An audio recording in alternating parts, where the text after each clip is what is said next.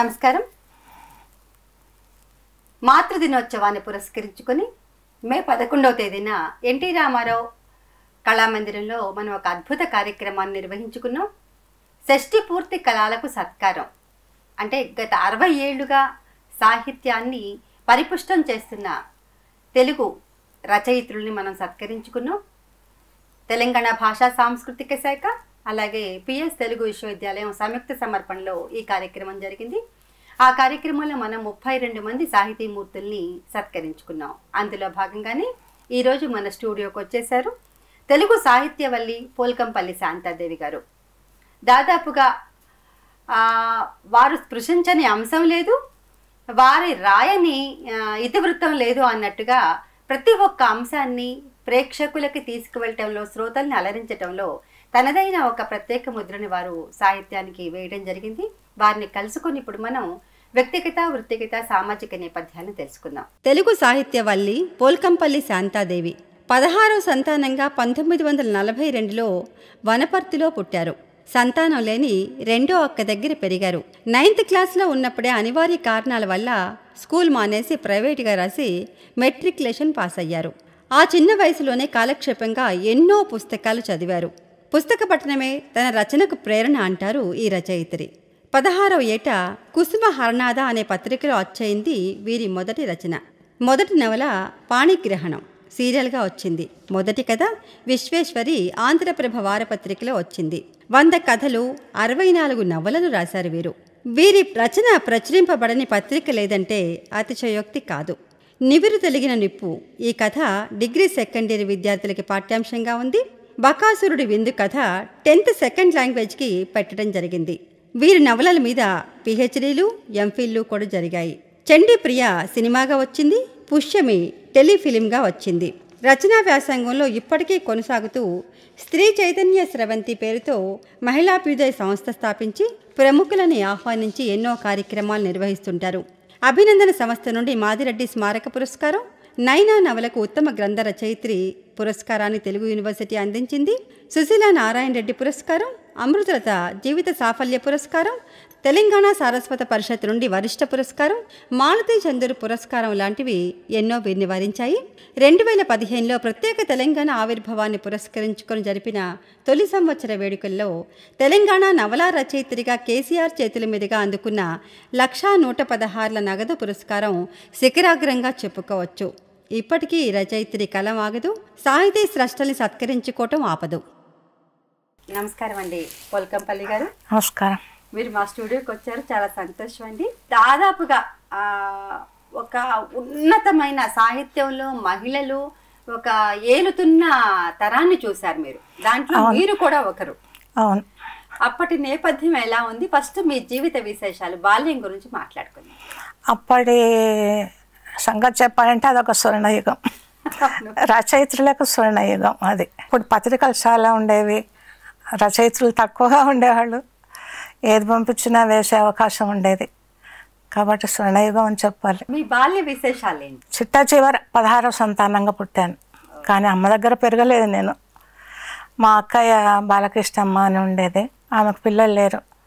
పోతే పురిట్లో మా అమ్మకి జ్వరం అది రావడం వల్ల మా అక్కనే అప్పటి నుంచి చూస్తే అట్లానే ఆమె దగ్గర పెరిగిపోయాను అనమాట. మా బావగారేమో సంజీవరావు టీచర్, గణితోపాధ్యాయుడు హై స్కూల్లో. మా నాన్నగారు హనుమంతరావు సంస్థానంలో సేరీ పేష్కార్గా చేసేవారు. తర్వాత ఆయన రిటైర్మెంట్ అయిన తర్వాత మా ఊరు శ్రీరంగాపురం, అక్కడికి వెళ్ళి కర్ణికం చేశారు. ఇంటి పద్ధతిలో అది కర్ణికం అని ఉండేది, అప్పుడు చేశారనమాట. మరి ఇంతమంది ఉండేవారు కదా ఇంటి నిండా? నేను పుట్టే వరకు అందరూ లేరు, చెప్పడానికే 16 మంది. పెళ్ళిళ్ళు కూడా కాదు, చనిపోయారు చాలామంది ఆ కాలంలో. అంతే మసూచికాలని, విషజ్వరాలని, అప్పుడు మనకు అంత వైద్య సదుపాయం లేని రోజులు కదా. ఇప్పుడంటే జ్వరాలకి, మసూచికాలకి అన్నిటికి వచ్చేసినాయి, అప్పుడు ఏవి లేవు. దైవాధీనం అంత ఇంకేవో ఆయుర్వేదం పసురులు అట్లా ఇట్లా బతికిన వాళ్ళు బతికారు, పోయిన వాళ్ళు పోయారు, అట్లా పోయారు అనమాట. నేను పుట్టే వరకు నాతో పాటు 6 మంది ఉన్నాం నేను పుట్టేప్పటికి. 16 మందిలో చాలామంది చనిపోయారు. మా అమ్మాయికి పుట్టుతూనే కడుపులు పోయి అట్లా వెనకటికి చాలా ఉండేది లేండి. కనడం అట్లనే ఉండేది, పోయేది అట్లే ఉండేది వెనకటికి. మరి మీ సాహిత్యం వైపు రావాలని మీకు ఎందుకు అనిపించింది? ఎందుకు అనిపించింది అంటే నేను నా చదువు అంతంత మాత్రంగానే సాగిందండి. చిన్నప్పుడు ఏదో 3-4 తరగతులు ఇంట్లోనే చెప్పారు, ఇంగ్లీషు లెక్కలు.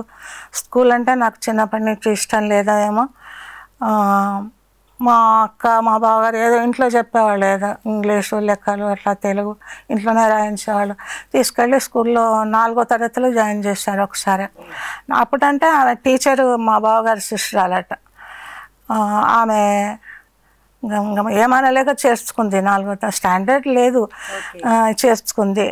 ఇంకా అత్యవసర మార్కులే ఇంకా వరుస 7th వరకే ఉండేది అప్పటికి, లేదు అప్పుడు. తర్వాత 7th అయిపోయింది. నేను 2 సంవత్సరాలు ఇంట్లో కూర్చున్న తర్వాత మళ్ళీ 8th, 9th, 10th అట్లా పెంచారు.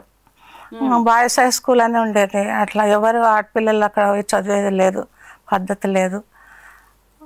అట్లా ఇంట్లోనే ఉండిపోవాల్సి వచ్చింది చాలా వరకు. ప్రైవేట్గా నేను 10th పాస్ అయ్యాను. ఎక్కువ ఇంట్లో ఉండడం వల్లనేమో బాగా బుక్స్ చదివే అవకాశం దొరికింది నాకు. ఏం బుక్స్ అంటే నావల్స్ మా బావగారు తెచ్చేవారు. స్కూల్ లైబ్రరీలో అప్పుడు నావల్స్ ఉండేవి, ఉండేవి అప్పుడు నావల్స్. ఇప్పుడు లేవులేండి స్కూల్ లైబ్రరీలో. ఆయన చదువుకోవడానికి తెచ్చేవని నేను పలహారం చేసేదాన్ని. అట్లా సాహిత్యాన్ని బాగా చదివారు. అప్పుడు ఎక్కువ ట్రాన్స్లేషన్స్ బాగా వచ్చాయండి. రవీంద్రనాథ్ ఠాగూర్వి, సత్యబాబువి, అడవి బాపిరాజు. అప్పుడు ఆ కాలంలో వీళ్ళంతా లేనప్పుడు, మోపాల రంగనాయకమ్మ వీళ్ళు లేనప్పుడు పాతవి కూడా మాలపల్లి, మా లైబ్రరీ కూడా మా ఇంటికి చాలా దగ్గరగా ఉండేది, పబ్లిక్ లైబ్రరీ. అక్కడ వెళ్ళి మా సభ్యత్వం తీసుకొని అక్కడి నుంచి కూడా తెచ్చుకొని చదవడమే. ఇంకా ఏం కాలక్షేపం లేదు. మాది చిన్నగా ఉన్నప్పుడు ఏవో మా ఇంటి పక్కల పిల్లలతోటి అట్లా ఆడిన అంతే, ఇంకేం కాలక్షేపం. అప్పుడు సినిమాలు కూడా ఒక టాకీస్ ఏమో ఉండేది మా ఊళ్ళో. అప్పుడు పావుల టికెట్, అప్పుడు నేల టికెట్, బెంచీలు కుర్చీలు కూడా లేవు అప్పుడు. ఇంకా కాలక్షేపం పుస్తకాలు చదివి చదివి చదివి. ఎవరు స్ఫూర్తి మీకు రాయడానికంటే మాత్రం నాకు పుస్తక పట్టణం అంటే పుస్తకం తీర్చిదిద్దిన రచయిత అన్నమాట. అదే నాకు స్ఫూర్తి, నా వెనుకున్నది. నాకు గురువు అనుకోండి. ఇష్టం వచ్చిన పుస్తకాలు చదివాను, ఇప్పటికీ చదవడానికే ఇష్టం. సరే, బావగారి దగ్గర నుంచి తీసుకొచ్చిన ప్రతి పుస్తకాన్ని మీరన్నట్టుగా పలహారం చేసుకున్నారు. కానీ రాయాలని ఎప్పుడు అనిపించింది? రాయాలని ఎప్పుడు అనిపించిందంటే అప్పుడు ఆంధ్రప్రభలో మోపాల రంగనాయకమ్మ బలిపీఠం వచ్చేది, చాలా గొప్పగా. తర్వాత వచ్చింది, గొప్పగా చెప్పుకునేవాళ్ళు. అప్పుడు చక్రభ్రమణం వచ్చేది, దానికి ఫస్ట్ ప్రైజ్ ఇచ్చారు. తర్వాత శాంతి, ఇంకా ఏవేవో వచ్చాయి కదా అప్పుడు. అవి చదువుతుంటే అవే ఈ మాత్రం నేను రాయలేనా అని అనిపించింది. అంతకుముందు ఒకటి నిజం చెప్పాలంటే 9th క్లాస్లో ఉన్నప్పుడు ముక్తి మార్గం అనే ఒక చిన్న వ్యాసం, వేదాంత సంబంధమైనది. ఆ వేదాంత సంబంధమైన వ్యాసం రాయడానికి కూడా మా ఇంట్లో ఆధ్యాత్మిక వాతావరణం ఉండేది బాగా. మా అమ్మగారు యోగా చేసేది, మా అమ్మమ్మ అన్నయ్య భాగవతం అట్లాంటివి చదివి ఇంట్లో చెప్పేవాడు. మా అక్క గీతా పారాయణం చేసేది, దాని గురించి అట్లా ఇంట్లో మాట్లాడుకునేవాళ్ళు. ఆ వాతావరణంలో పెరిగినందుకేమో నాకు ముక్తి మార్గం అన్న చిన్న వ్యాసం రాశాను, అది పడింది.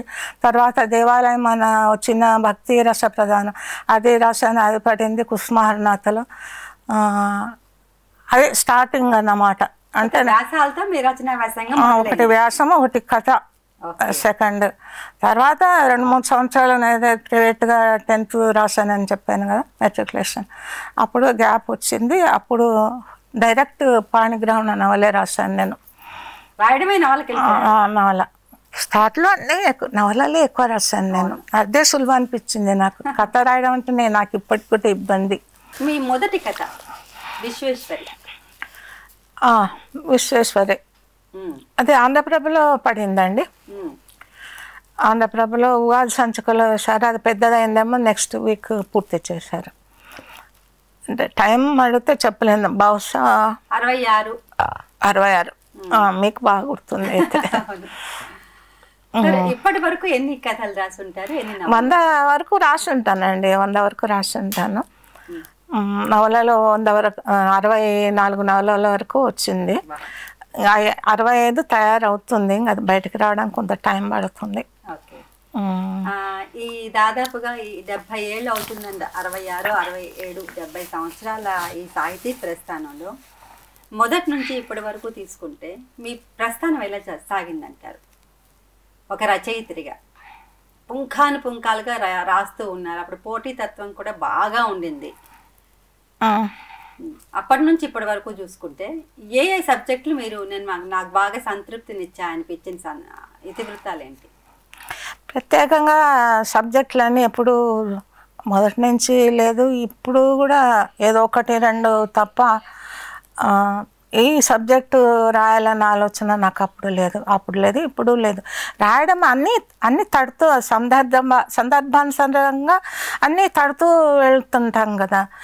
తట్టినప్పుడు కొంచెం బాగా రాస్తాను అన్నమాట. ఏ విషయం రాయాలన్నా కొంచెం పర్ఫెక్ట్గా ఆలోచించి ఆ సబ్జెక్ట్ మీద కొంచెం అథారిటీతో రాయాలనే ఉద్దేశంతో కొంచెం బాగా ఆలోచిస్తాను. దానికి సంబంధించిన పుస్తకాలు కూడా ఏమైనా దొరికితే చదువుతాను, రెఫర్ చేస్తాను. పర్ఫెక్ట్గా చెప్పాలనే తాపత్రయం అయితే ఉంటుంది. ఒక్క విషయం మీద రాయాలనే ఆలోచన ఏది పెట్టుకొని కూడా ఇంతవరకు నేను రాయలేదు. కాబట్టి పెద్ద సబ్జెక్టులని చూస్తే ఏమీ ఉండవు నా దగ్గర. మొత్తం మీద చదివిస్తాయి, బాగా చదివిస్తాయి. అదే ముఖ్యంగా ఉండాల్సిన లక్షణం అది. నవలకైనా కథకైనా ముందుకు కదలాలంటే చదివించాలి కదా. మీరు ఫస్ట్ వస్తువుకి ఎక్కువ ప్రాధాన్యత ఇస్తారా, శైలికి ఎక్కువ ప్రాధాన్యత ఇస్తారా, లేకపోతే ఇతివృత్తానికి ఎక్కువ ప్రాధాన్యత ఇస్తారా? మీలో మీకు నచ్చిన అంశం అండి. మేము అనుకుంటాం ఆ చదివించే గుణం మీ రచనలో ప్రతి రచనలో ఉంటుంది. ఒక మానవీయ కోణం ఎక్కువ కనిపిస్తుంది. అదే ముఖ్యం కదండి. అన్ని కోణాల కంటే అదే ముఖ్యమైనది. అది లేకపోతే మిగతా అవన్నీ దండగా అండి. మానవీయ కోణం లేకపోతే ఇంకెందుకు మనిషి? టచ్ ఉండాలి. కాబట్టి అదే ముఖ్యం, అదే ఉంటుంది నా దగ్గర.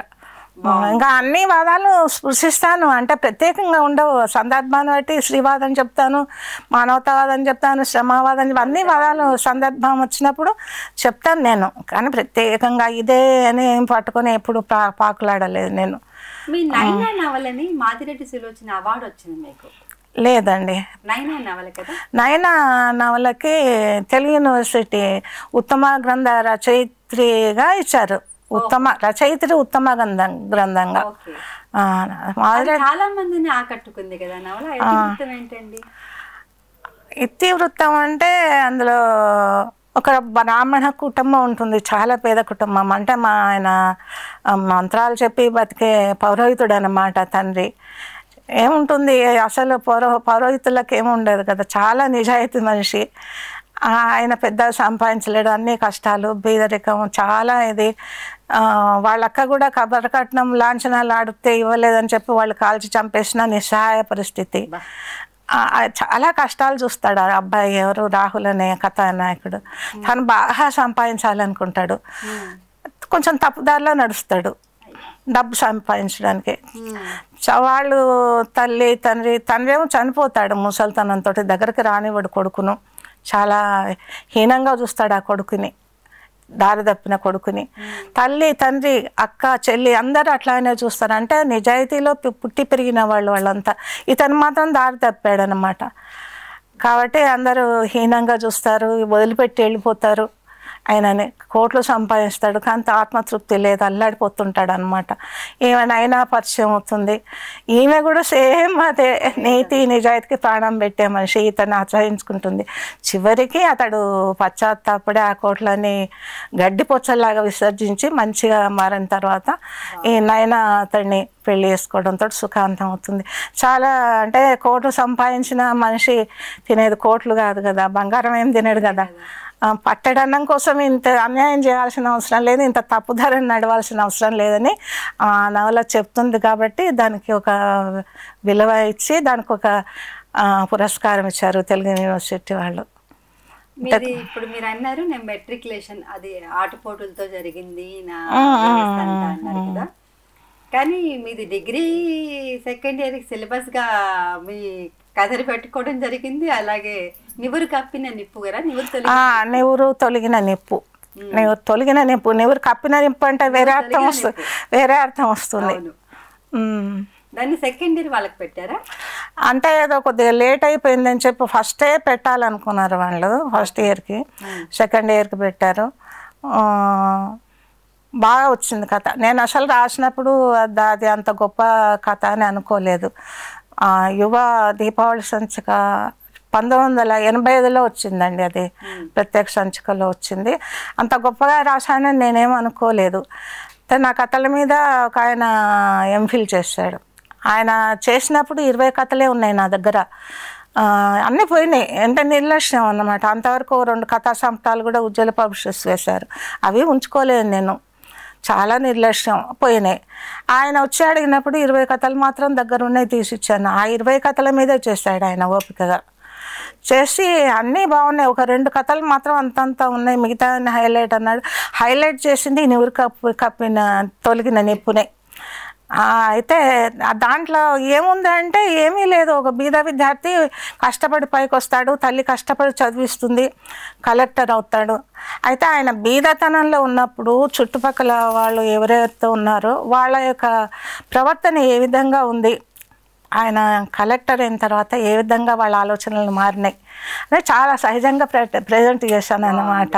ప్రతి పాత్రకు ఒక ప్రాధాన్యతనిచ్చి, దాంట్లో ఒక ఆమె శారదమ్మ అని ఒక ఆమె ఇతనికి పరీక్ష ఫీజు కట్టలేని పరిస్థితుల్లో ఆమె కళ్ళ ఆపరేషన్కి పెట్టుకున్న డబ్బులు, కళ్ళంటే నేను ఎప్పుడైనా చేయించుకుంటాను, ఆ అబ్బాయి పాపం ఫీజు కట్టి చదవాల్సిన పిల్లాడు, ఆమె కొడుకుకు బాగా చదివిద్దాం అనుకుంటుంది.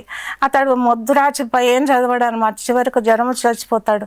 నా కొడుకును గొప్పగా చదివించాలనుకుంటే వాడు ఇట్లా చనిపోయే, వాడు అసలు మొద్దు, ఏం చదవలేదు. చదువుకునే పిల్లవాడికి నేను కొంచెం సాయం చేస్తే నాకు మంచిదనే ఇస్తుంది. పాస్ అవుతాడు, తర్వాత కష్టపడి కలెక్టర్ అవుతాడు. అయిన తర్వాత ఈ చుట్టుపక్కల వాళ్ళ ఆలోచనలు ఏ విధంగా ఉన్నాయి. అయ్యో మనం అప్పుడు చిన్న చూపు చూస్తామని చూసాం కదా, అప్పుడు బాగా చూస్తుంటే ఇప్పుడు అతడి దృష్టి మన మీద పడేది కదా అనే ఆలోచన ప్రతి ఒక్కరిలో వస్తుంది.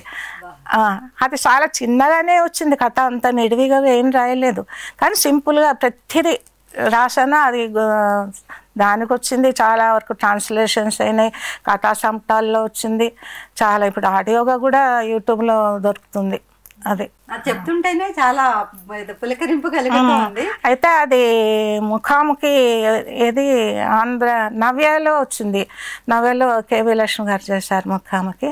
దాంట్లో మనకు నచ్చిన కథ ఒకటి పెట్టుకోవచ్చు అనమాట. ఈ కథనే పెట్టాను. ఇంకా అసంఖ్యాకంగా ఫోన్స్ వచ్చాయి. అప్పుడు ఫోన్ నంబర్లు ఇచ్చేవాళ్ళు కదా. ఇంకొక ఆయన అయితే పొద్దున్నే తెచ్చుకొని మార్కెట్లో తెచ్చుకొని చదివాడట.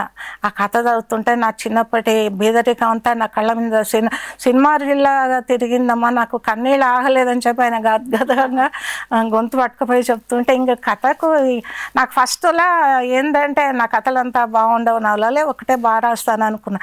అవన్నీ చూసిన తర్వాత ఫోన్ కాల్స్ అని చూసినాము, కథలు కూడా బాగా రాశాను కదా, నేను కథలు కూడా బాగానే రాయగలిగినని అప్పుడు కాన్ఫిడెన్స్ వచ్చింది నా కథల మీద.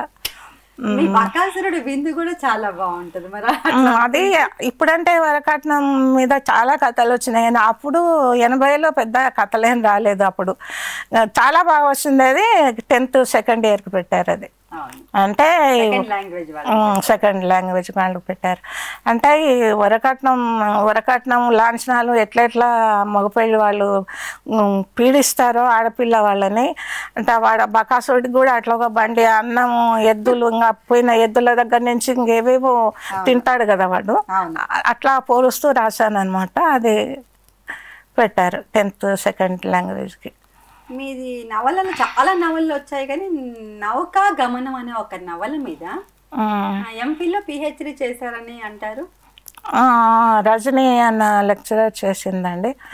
అది కాత్యాయని విద్మహే గారు గైడెన్స్. అది ఆమెనే ఆ పుస్తకం ఇచ్చి చేయించింది, ఆమెతోటి బాగుంది అని. స్త్రీవాదం అంటే నేను ఎక్కువ స్త్రీవాదం అని ప్రత్యేకంగా రాయలేదు, అని దీంట్లో ఉంది. అది అనుభూతున్నాను ఇప్పుడు. అది ప్రత్యేకంగా అంటే ప్రత్యేకంగా నేను స్త్రీవాదం రాస్తున్నాను కూడా అనుకోలేదు అప్పుడు రాసినప్పుడు. ఒక మామూలు సంసారంలో అంటే ఆమెకి ఇష్టం లేని భర్త, అంటే భర్త ఇష్టమే, అతడి చర్యలు ఇష్టం ఉండవు. ఆమె అతడు తనకు విలువ ఇవ్వడు, అడుగడుగున గాయపడుతుంటుంది. అట్లా కొన్ని సంసారాలు నేను చూసిన, మనసు చివుకుమనే సంఘటనలు చాలా జరుగుతాయి సంసారంలో భర్త వల్ల. అవి చూసి రాశాను అన్నమాట. అది చాలా సహజంగా వచ్చింది. అది శ్రీవాదం అని తర్వాత దానికి ముద్ర పడింది, కానీ రాసినప్పుడు నేను శ్రీవాద నవల రాస్తున్నాను అనుకోలేదు. కదిలించిన సంఘటనలు దాంట్లో ఉన్నాయి. మనసు ఏ విధంగా గాయపడుతుంది, ఎట్లా రివర్ట్ అవుతారు, ఏ విధంగా వాళ్ళ ఆలోచన పందా ఉంటుంది అన్నది చాలా వాస్తవంగా ఉంది అని చాలా రివ్యూస్ చూశాను నేను. అది చాలా వాస్తవంగా వచ్చింది. అంటే ఎలా వాస్తవంగా వచ్చింది నేను విమర్శగా చెప్పలేను, కానీ మొత్తానికి నాకు కనిపించని మంచి విషయాలు మన రచనలో వేరే వాళ్ళకి కనపడతాయండి. తర్వాత అందుకనే మీ కథ ఇంత గొప్ప అన్నప్పుడు అంత గొప్ప అని అనుకుంటాం మనం. ఎట్లానో వస్తుంది అంతే, రాసినప్పుడు మనం గొప్పగా రాస్తున్నామని అనుకోము, తర్వాత చదివితే గొప్పగా ఉంటుంది. అది చాలా కప్పి చెప్తూ ఉన్నప్పటికి కూడా విమర్శ అనేవాడు విప్పి చెప్తాడు. అది కరెక్ట్, చాలా కరెక్ట్ మాట, అది కరెక్ట్. సరే, మీరు అంటే మన చదువులు మీరు అన్నారు ఇందాక, చదవాలన్నా ఇది ఉన్నా కూడా వాతావరణంతో. అది మీ రచనల మీద ఎంఫిల్ అయ్యా, మీ రచనల మీద పిహెచ్డీలు కూడా చేశారు.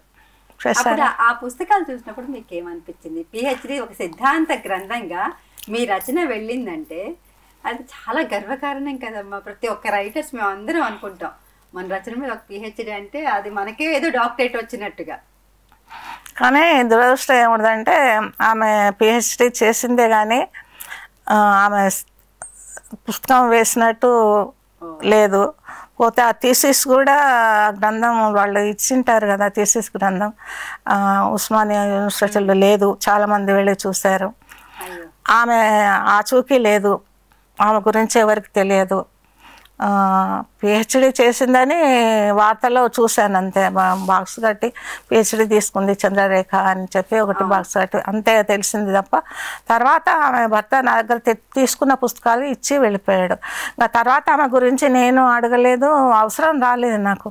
తర్వాత ఎవరో ఇట్లా పిహెచ్డీ చేశారని చూద్దామని చెప్పి చాలామంది వెళ్ళారట. ఉంటాయట థీసిస్ గ్రంథాలు ఉంటాయట. ఈయన్నే నరసింహమూర్తి ఎంఫిల్ చేశాడు కదా నా కథల మీద, ఆయన వెళ్ళి చూశాడు, ఇంకొకరు వెళ్ళి చూశారు, ఎవరికి దొరకలేదు. అది ఏమైంది తెలియదు. కానీ ఈయన కథల మీద చేశాడు, ఆయన పుస్తకం వేశాడు, శాంతాదేవి కథలు ఒక పరిశీలన అని. ఈమె రజనీ అన్నామే దీని మీద చేసింది, అది నౌకాగమన మీద, ఆమె పుస్తకం వేసింది. అంతేగాని పిహెచ్డీ చేసిన పుస్తకం మాత్రం నాకు దొరకలేదు. అప్పటికే 1990 వరకు వచ్చిన పుస్తకాల మీదనే ఆమె చేసింది. 95 లోపలనే చేసింది ఆమె.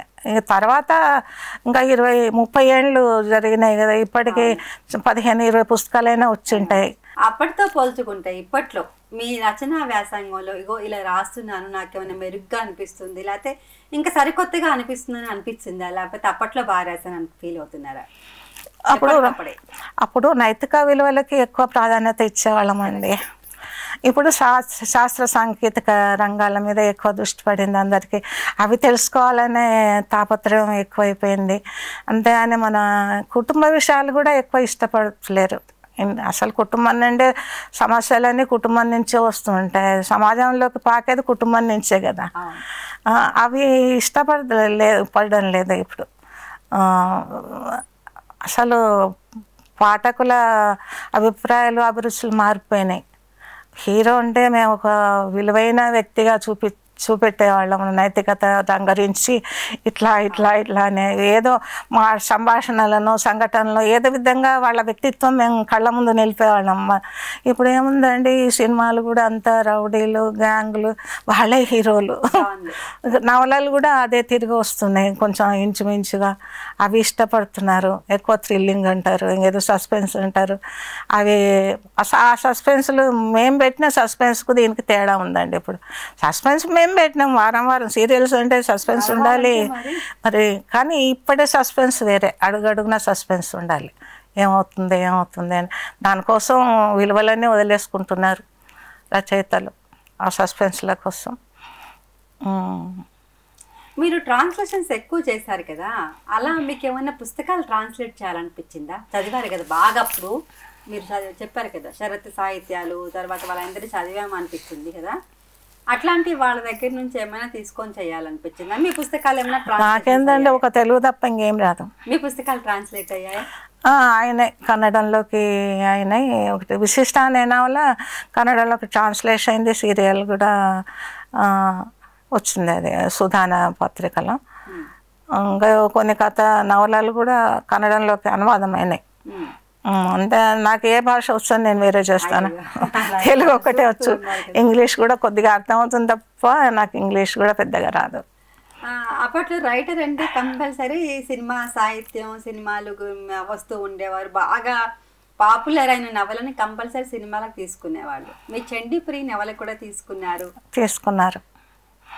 అంటే చండీప్రియ ఏముందో నేను చెప్పలేను, గొప్ప మంచి పాపులర్ అయింది. అది చాలా మందికి నచ్చింది. పోతే అప్పుడు ఆ సీరియల్ రాకముందు ఆంధ్రభూమి సర్క్యులేషన్ చాలా తక్కువ ఉండినదంట. ఈ నవల పడ్డ తర్వాత సర్క్యులేషన్ తిప్పుకున్నదంట. ఇంకా అది సి కనకాంబర్ రాజే చెప్పాడు నాకు. అప్పుడు వేదగిరి రాంబాబు కూడా అక్కడ ఉండేవాడంట పత్రికలో, ఆయన కూడా లైఫ్ని ఇచ్చింది అని చెప్పాడు అనమాట చండీప్రియ. కానీ ఏముందో నాకు ఇప్పుడు చదివితే మామూలు ప్రేమ కథనే కదా అని అనిపిస్తుంది, కానీ అందరికి బాగా నచ్చింది. అంటే ఇప్పుడు జనాంతికంగా అని కాదు, మేము అప్పుడు చదువుకునే రోజుల్లో ఆ పత్రిక వచ్చాక నాకు బాగా గుర్తుంది. ఒకసారి నాకు ఒక ఎగ్జామ్ ఉంది మాకు చదువుకునే టైంలో. ఆ ఎగ్జామ్కి వెళ్తుంటే ఎవరో ఒకసారి ఒక భూమి తీసుకొచ్చారు. అందరం కుప్పగా కూర్చొని వెనకొకళ్ళు మా భుజాల మీద కూడా ఒకళ్ళు ఉండి ఆ సీరియల్ చదివి ఎగ్జామ్కి వెళ్ళి రాసాను. అంటే అంత ఇంట్రెస్టింగ్. నెక్స్ట్ వారం ఏమవుతుంది అన్నది మీరు క్రిస్టల్ బాగా పెట్టారు. ఇందాక అన్నారు కదా, అది బాగా అయ్యో అయ్యో ఏమవుతుందో, ఈ వీళ్ళకి ఏమవుతుందో అన్నది బాగా సింపథెటికల్గా వెళ్ళింది. ఆ స్వాభిమానం చూపించడం కానీ అది చాలా శరత్ నవల్లో హీరోయిన్స్కి చాలా స్వాభిమానం అంట. నాకు శరత్ నవలలు అంటే ఇష్టం, బాగా చదివాను అనమాట. ఆ ప్రభావం నా నవలల మీద ఉంటుందండి. మీరు అంటే ఆ హీరోయిన్ అంటే మనం పుస్తకాల్లో నాయికల్లో ఒక కొద్దిగా స్పెషల్ చూపిస్తారేమో అనిపిస్తుంది. మీ ప్రతి కథ చదవండి, ప్రతి నవల చదవండి, నాయకేది కొద్దిగా ఉదాత్తత ఇస్తారు అనిపిస్తుంది. విలువలు అంటారు కానీ అది ఉండాలి కదండి. నాయక అంటేనే మరి అందరిలాగా ఉంటే ఎట్లండి? నాయక అంటే నాయకే, నాయకుడు అంటే నాయకుడే. స్పెషాలిటీ ఉండాలి మరి, ఉంటేనే నాయకుడు నాయిక, అంతే కదా. మరి ఇప్పుడు మార్పు చెప్పారు మీరు, శాస్త్ర సాంకేతిక విజ్ఞానానికి ఎక్కువ ఇస్తున్నారని. మరి మీరు రాసినప్పటికీ ఇప్పుడు మీరు కూడా అదే మూస, ఒక ప్రేక్షకుడి నాడి కానీ ఒక పాఠకుడి నాడి కానీ పట్టుకొని రాయాలనిపించి మీకు ఎప్పుడన్నా అనిపించిందా? లేదా నేను ఇదే రాస్తానని మడి కట్టుకొని కూర్చున్నామా? ఏనాడైనా కూడా ఎప్పుడు దాంట్లో కూడా కుటుంబం ఉంటుంది, ఫ్యామిలీ అనుబంధాలు ఉంటాయి. శాస్త్ర సాంకేతిక రంగాలంటే కేవలం దాని గురించే ఎవరు రాయరండి. ఈ కుటుంబం నుంచే ఆ హీరో వచ్చింటాడు, ఆయన చేసే ఇది కొంచెం అక్కడక్కడ టచ్ ఏదో యూట్యూబ్లో చూసి టచ్ చేస్తారు. వాళ్ళు మాత్రం రచయితలు ఏమన్నా సైంటిస్టులా? మరి వాళ్ళైనా ఇప్పుడు యూట్యూబ్లో వచ్చిన తర్వాత, ఇంటర్నెట్ వచ్చిన తర్వాత టచ్ చేసి రాస్తున్నాయే కదా. వాళ్ళేం పరిపూర్ణంగా తెలుసుకొని ఏం రాయడం లేదు. మేమైనా రాస్తాము, అక్కడక్కడ టచ్ చేస్తాం కొద్ది కానీ ఫ్యామిలీ నుంచే వస్తాయి కథలన్నీ, మొత్తం ఫ్యామిలీ నుంచే. కుటుంబం లేకుండా సెంటిమెంట్ లేకుండా ఏ నవల బతకదు.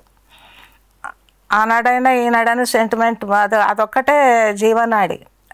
నవలకి కథకి సెంటిమెంటే జీవనాడి. అది ఆనాడైనా ఈనాడైనా ఉండాల్సిందే, ఏనాడైనా ఉండాల్సిన జీవనాడేది.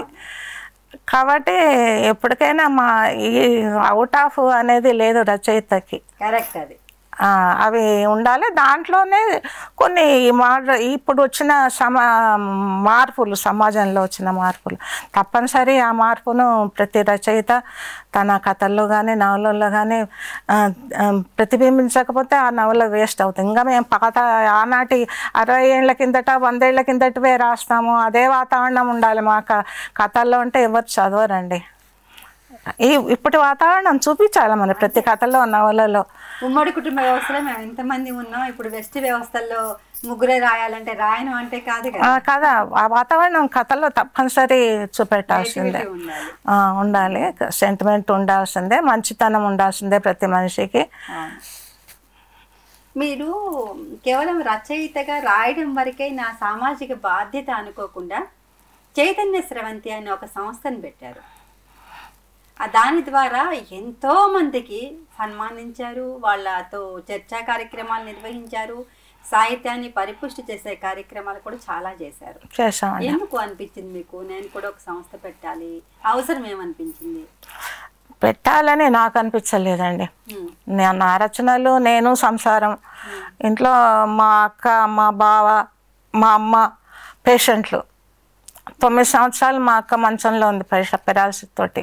మా అమ్మ కూడా చాలా దాదాపు 100 సంవత్సరాల దాకా బతికిన ఆమె బెడ్లో ఉంది, నా దగ్గరే ఉండేది కోడలతో పడక. మా బావారు కూడా లాస్ట్ స్టేజ్లో ఆయన కూడా కొంచెం చేయించుకున్నాడు. అంతమందికి చూసుకుంటూ సంసారం చేసుకుంటూ నేను నవలలో రాశాను అనమాట. అంత ఉండి నేను మళ్ళీ ఇంకా వేరే సాంఘిక సేవ అనే ఆలోచన రాదు నాకు అసలు. అయితే వనపర్తిలో టెలిఫోన్ ఆపరేటర్గా ఒక అమ్మాయి, జయ అనే అమ్మాయి, చిన్న ఏజ్, 20 ఏళ్ల వయసు, ఆ అమ్మాయి వచ్చింది నా దగ్గరికి. మనం లేడీస్ గురించి ఏదో ఒకటి సంస్థ పెట్టాలి, మీరు రండి అంటే ప్రస్తుతం ఊరికే మాట్లాడుకుందాం, అందరూ ఫ్యామిలీస్ సంసారం చేసుకుంటున్న ఇల్లాలి అనమాట. అందరిని గ్యాదర్ చేసి ఒక 20 మందిని గ్యాదర్ చేసింది, నన్ను తీసుకెళ్ళింది. అట్లా వారం వారం ఒక 4-5 వారాలు అట్లా ఏవో విషయాలు, ఒక విషయం అని కాకుండా టచ్ ఏదో ఇష్టం వచ్చింది, ఎవరికి ఇష్టం వచ్చింది వాళ్ళు మాట్లాడుకో. చివరికి ఒక సంస్థ పెడదాము అంటే పేరు నన్ను సూచించామంటే నేను శ్రీ చైతన్య స్రవంతి అన్న. నన్నే అధ్యక్షురాలుగా ఎన్నుకున్నారనమాట, రైటర్ని కాబట్టి. అట్లా 3 సంవత్సరాలు ఉన్నా. ఇంకా అమ్మాయి చాలా వరకు యాక్టివ్, చాలా వరకు అందరినీ రైటర్స్ని హైదరాబాద్లో పిలవడము, వాళ్ళందరినీ చేయడము, సెమినార్లు అవన్నీ ముందుండి నడిపింది. నేను ఏమన్నా పెద్దదానిగా అధ్యక్షురాలుగా పైన ఉన్నా కానీ కష్టపడింది తనే. అన్నీ ఆమె చేసింది. సెమినార్లు అయినాయి, సమస్య కుట్టు మిషన్లు అట్లాంటివి కూడా కింది తరగతుల వాళ్ళకి ఇవ్వడం, వయోజన విద్య, ఏదే అక్కడ వెనుకబడిన కులాల వాళ్ళ ఇళ్ళకు అక్కడంతా గ్యాదర్ చేసి వాళ్ళని కూర్చోబెట్టి నైట్ అవంతా తను ఉండేది, నేను వెనుక ఉన్నా. నిజం చెప్పాలంటే ముందర ఆమె ఉంది జయ. కానీ అంటే ఒక ఏమంటారు, ఒక అంబాసిడర్ కదమ్మా. ఏమంటే పోల్కంపల్లి శాంతాదేవి గారు చేశారు, మంచి సంస్థ నుంచి చాలా మంచి కార్యక్రమాలు వచ్చాయి. ఇప్పుడు సామాజిక చైతన్యం రక్షించిన సంస్థలో అంటే శ్రీ చైతన్య స్రవంతి తప్పకుండా ఉంటుంది. లేఖని గురించి ఎట్లా చెప్పుకుంటాం, అట్లా జరిగింది. మన రచయితలంతా వచ్చారు సభకి, సాహితీ సభ చేసాం. మన వాసా ప్రభావతి గారు, నాయన కృష్ణకుమారి గారు, సురగా జానకిరాణి గారు, పెద్ద పెద్ద వాళ్ళంతా వచ్చారు. మన శ్రీ శక్తి సంఘటిత ఏదో ఒకటి ఉండేది, ఎవరు ఇంకా చాలామంది దాంట్లో పనిచేసే వాళ్ళంతా వచ్చారు. చాలా సెమినార్లు జరిగినాయి. ఎవరు మన మల్లా సుబ్బమ్మ గారు కూడా వచ్చారు 2 సార్లు వచ్చి మన ఇంట్లోనే ఆతిథ్యం. ఆమె అట్లా మన ఇంటికి వచ్చినందుకు నేను బాగా పరిచయం. మాకు ప్రోగ్రామ్స్ అంతా ఆమె పరిశీలించింది అనమాట. నాకు ధర్మనిధి పురస్కారం ఇచ్చింది తెలుగు యూనివర్సిటీ నుంచి. 2 సార్లు నేను తెలుగు యూనివర్సిటీ తీసుకున్న ధర్మనిధి పురస్కారం నైనాకి. చాలా 3 సంవత్సరాల వరకు చేశాను. ఇంకా ఆ తర్వాత తప్పుకున్నా. అక్కడ రాజకీయాలు వచ్చినాయి. మహిళా మండలిలో కూడా ఆ మహిళా మండలి ఒక విధంగా చెప్పాలంటే అది మహిళా మండలే. దాని అనుభవంతో నేను నైనాను సోషల్ వర్కర్గా బాగా తీర్చిదిద్దిన. మహిళా మండల తీరుతెనులని నాకు తెలిసి ఆ నవలలో వాడుకున్నా. అందుకని ఆ నవలకు ఒక విలువ ఇచ్చారనమాట. మీ జీవితంలో జరిగిన సంఘటనలు ఏవైనా సరే బాగా మిమ్మల్ని కలిచివేసి దాన్ని ఇతివృత్తంగా రాసిన నవలలు మీకు బాగా నచ్చింది ఏంటి? ఇది మన తపోభూమి అనేది నవల రాశాను. అందులో ఒకసారి మా బావగారి అమ్మాయి తన లెక్చరర్ ఓ సంఘటన చెప్పిందనమాట. మా ఊళ్ళో జయరామ్ అని, అంటే ఆయన పేరు వేరే ఉండేది, నేను నవలకు మార్చాను. ఆడపిల్లలను ఎవరైనా చీటింగ్ చేస్తే వాళ్ళ దుంప దించుతుండే బాగా కొట్టేది. ఆయన భయానికి ఆడపిల్లల జోలికి ఎవరు వెళ్ళేవాళ్ళు కాదు, అంత భయం పెట్టేవాడు ఆయన సింహస్వప్నంలాగా. ఆయన ఏదో ముఠాకషాలు వచ్చి పార్టీ మీద వచ్చి చంపేశారనమాట. ఆయన పోయిన తర్వాత మా ఆడపిల్లలకు రక్షణ లేకుండా అయిపోయిందని ఆయన గురించి గొప్పగా చెప్పింది అనమాట. నాకెందుకో రాయాలనిపిస్తే వెళ్ళి వాళ్ళ తల్లిని, తండ్రిని, భార్య కొడుకు కూడా ఉన్నారు అప్పటికి, చిన్న ఏజ్, యంగ్గా ఉన్నప్పుడే హత్యకు గురైంది ఆయన. ఇంటర్వ్యూ చేసి ఈమె చెప్పిన విషయాలు అవన్నీ నేను కొంత కల్పన ఉంటుంది కదా మనకు రైటర్స్కి, అది కల్పించి ఆ పాత్రను చిత్రించిన.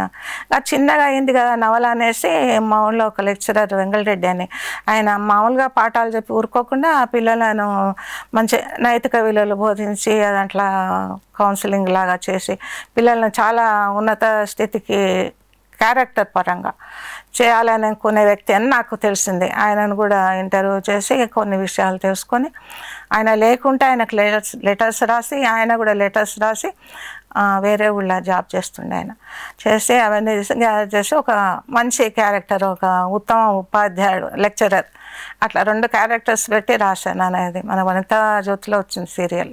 చాలా వరకు నా నవలలోనే సీరియల్స్ వచ్చినాయి, చాలా వరకు.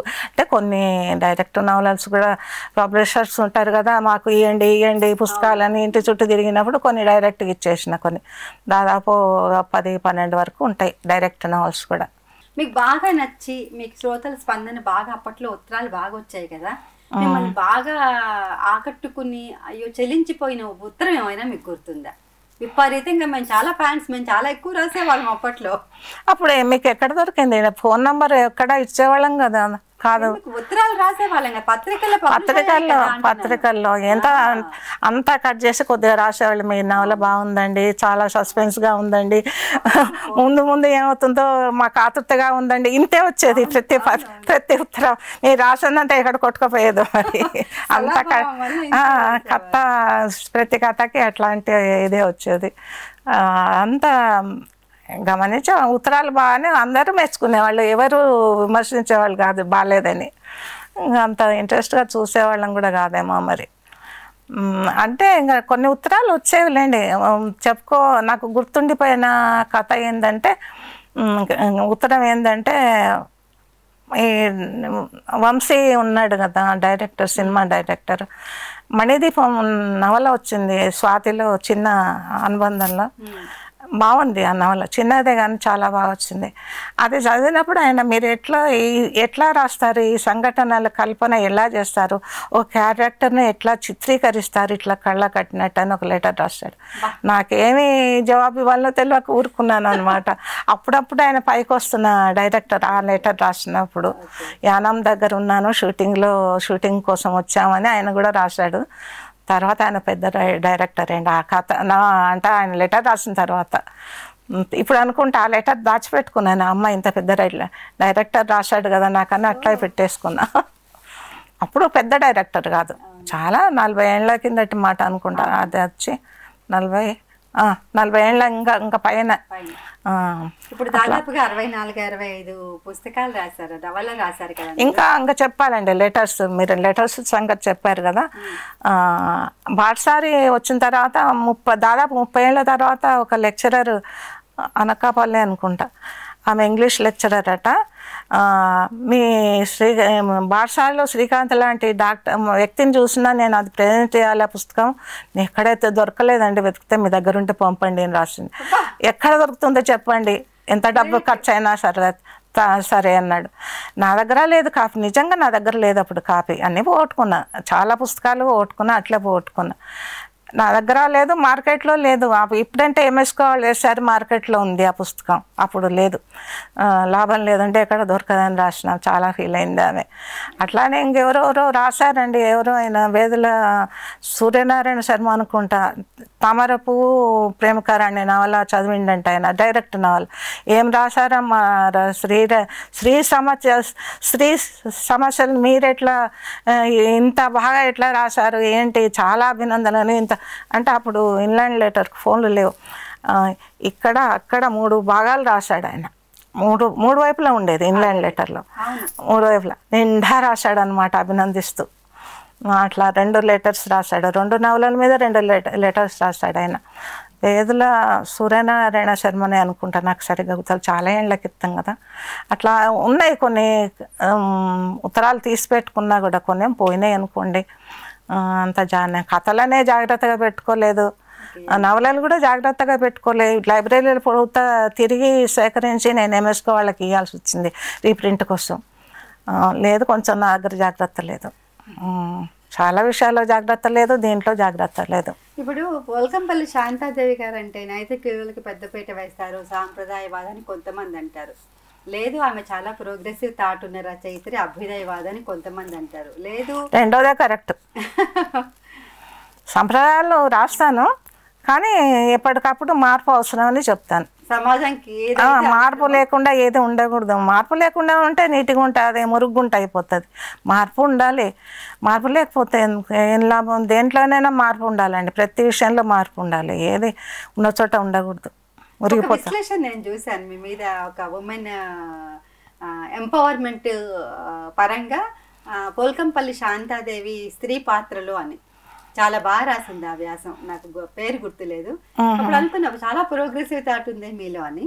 సరే, మిమ్మల్ని వరించి మీరెంతో సామాజిక ఒక సాహిత్యానికి సేవ చేశారు. మిమ్మల్ని వరించి చాలా పురస్కారాలు వచ్చాయి. దాంట్లో మిమ్మల్ని మీకు బాగా నచ్చింది ఏంటి? పురస్కారాల గర్వంగా, కించిత్ గర్వంగా అనిపించింది.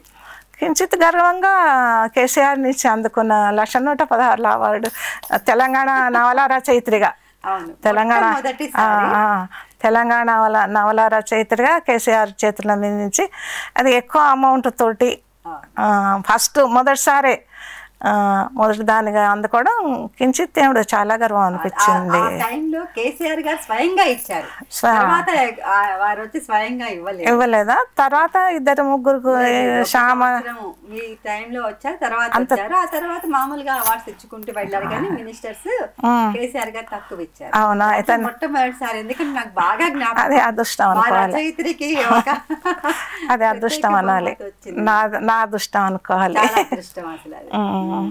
ఎందుకంటే కవినేత కదా వారు, అది చాలా అనిపిస్తుంది. ఇప్పుడు మీరు ఇంత సంవత్సరాలుగా దాదాపు 60-70 ఏళ్ల నుంచి మీరు సాహిత్య సృజన చేస్తున్నారు, మంచి అనుభవశీలి మీరు. అప్పుడు చూసారు, ఇప్పుడు చూస్తున్నారు. ఈ అక్షర సేద్యం చేస్తున్నప్పుడు ఏ విధమైన పథకం ఉంటే రైటర్స్ కాస్త ప్రోత్సాహకరంగా ఉంటుంది? ఇంకా ఆర్థిక సహాయమే, ఇంకేందండి.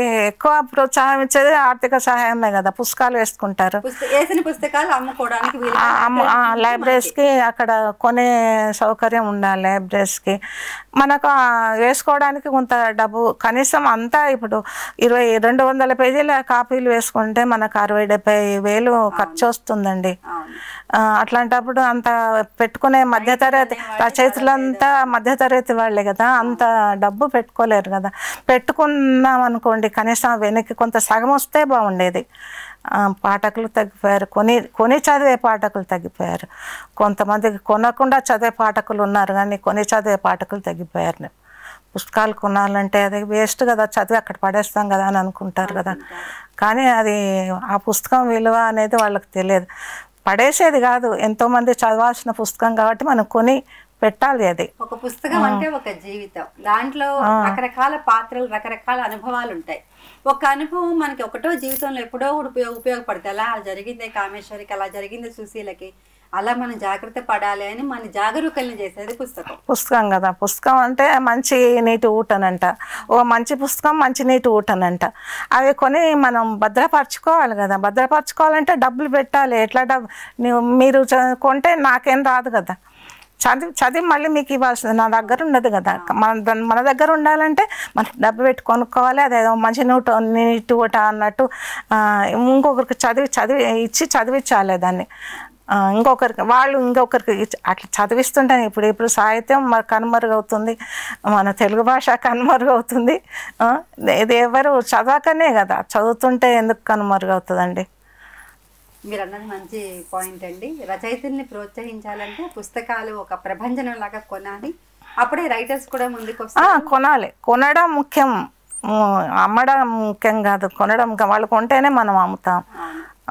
మనం పెట్టిన డబ్బు మనం సగం వస్తే మనకు ఒక తృప్తి, ఒక పుస్తకం అయితే పడి ఉంటుంది. కాబట్టి గవర్నమెంట్ కొంత సహాయం చేయాలి. పాఠకులు పెరగాలి, కొని చదివే పాఠకులు పెరగాలి. అంటే సాహిత్యం బతకాలి అంటే, తెలుగు భాష బతకాలి అంటే, మన తెలుగే కదా మనం రాసేది మాట్లాడేది. బతకాలి అంటే వాళ్ళు చదవాలి, కొని చదవాలి, పిల్లలకు ఇవ్వాలి, వాళ్ళకి చదవడం నేర్పాలి పిల్లలకి. మళ్ళీ ముందు తరాలు కూడా ఇప్పుడు వాళ్ళకి తెలుగు చదవడం రాకుండా అయిపోయింది కదా పిల్లలకి. అంటే కాన్వెంట్ చదువులు వచ్చినందుకు వాళ్ళకు తెలుగు నేర్పాలి, తెలుగు చదివించాలి ఇంట్లో. అదంతా చేస్తేనే సాహిత్యం కానీ మన తెలుగు భాష కానీ బతుకుతుందండి, లేకుండా బతకదు. కానీ చాలా వరకు ఆ ధ్యాస చాలామందికి లేదు. మా పిల్లలకి తెలుగు చదవడం రాదు, రాయడం రాదని గొప్పగా చెప్పుకుంటున్నారు ఇప్పుడు. అదొక గర్వకారణమైంది. తెలుగు రాయడం రాదు, చదవడం రాదు, వాళ్ళంతా ఇంగ్లీషే అని గొప్పగా చెప్పుకునే వాళ్ళు తయారైపోయారు కదా. అంటే మన పిల్లల్ని మనమే వినాశనం వైపు కొంత పెద్దవాళ్ళే కారణం పిల్లలకి చదవడం హాబీ లేకుండా పోవడానికి. ఇంకా వాళ్ళే సినిమాల ప్రకారం ఉండే నా సాహిత్యం చదువుతారు ఆ పిల్లలు. కానీ మనం మలపాలి, కుటుంబ కథల వైపు మనం మలపాలి అన్నమాట. మీకు వచ్చిన మరికొన్ని అవార్డ్స్? నాకు చాలానే విలువైన అవార్డ్స్ వచ్చాయండి.